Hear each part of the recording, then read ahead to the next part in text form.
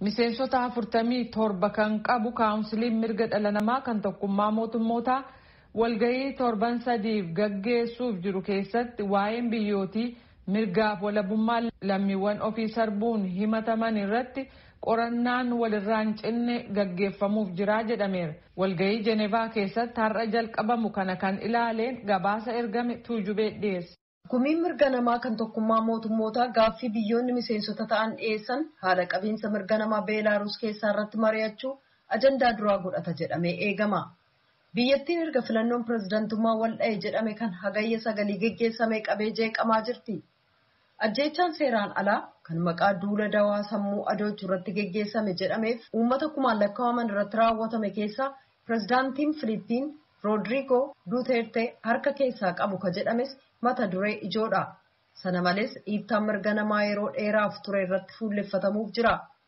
Gabaasaaleen ajjeechaa, dararaa, namatuu addan baasiin hidhaatti naquu, humnaan nama butanii miliqsuu, dararaa quunnamtii saalaa fi yakkaawwan kanneen biroon biyyoota kan akka Siiriyaa, Maayinamaar, Venezuelaa, Sudaan Kibbaa, Liibiyaa, Iraanii fi Kaamboodiyaa keessatti raawwatamaa jiran illee xiinxalamaa jiran. Itti dabaluudhaanis qorannaalee geggeessaman hanga tokkoof eeyyamni kennames xumuramuu mala. Fakkeenyaaf kan waggoota 4 dura hundeeffame Koomishinni Qorannaa Dhimma Mirga Namaa Burundii xumura baatii kanaa gabaasa saasa dhumaa dhiyeessuuf jira.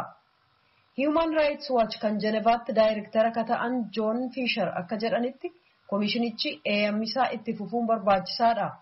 Pirezidaantiin Burundii yeroo dheeraa Piir Nukurunziizaa erga du'anii booda Pirezidaant Everest Ndaashimiyyee erga aangootti dhufaniis jijjiiramni argame xiqqoodha jedhan. We are also very concerned that the President has made critical remarks about civil society. Pirezidaantichi waa'ee hawaasa siivilii ilaalchisee yaada cimaa isaan kennan akkaan nu yaaddessee jira.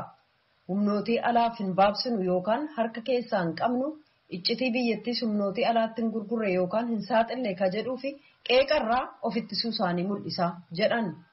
Fiishar akka jedhanitti ennaa bulchiinsa Nukurunziizaa namoonni dhiittaa mirga namaaf itti gaafatamoo ta'an hedduun mootummaa Saharaa keessattis aangoorra jiraachuun yaaddessaadha. Qabsaa'onni mirga namaa biyyoota itti bu'uun hin danda'amne jedhaman keessatti gochaawwan badii dalagamaniif itti gaafatamummaan akka jiraatu dhiibbaa gochaa jiran. Biyyoonni kunis gumii mirga namaaf dhiyeessuuf kanneen akkaan jaboo ta'an jedhamani.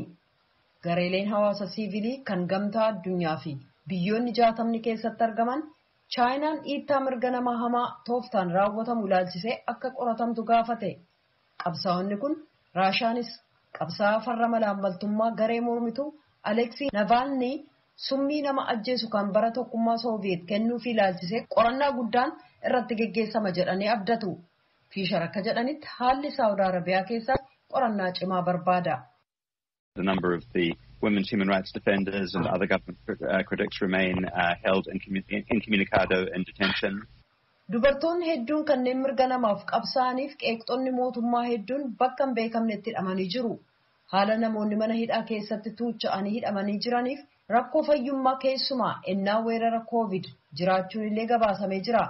Namoonni hidhaa keessa jiran wal'aansa eegumsa fayyaa akka hin arganne ittisamuuf haala shakkisiisaa ta'een kanneen hidhaa keessa jiran du'aa jiran jedhan. Fiishar akka jedhanitti hidhamtoonni martinuu hiikamuu qabu. Gumiin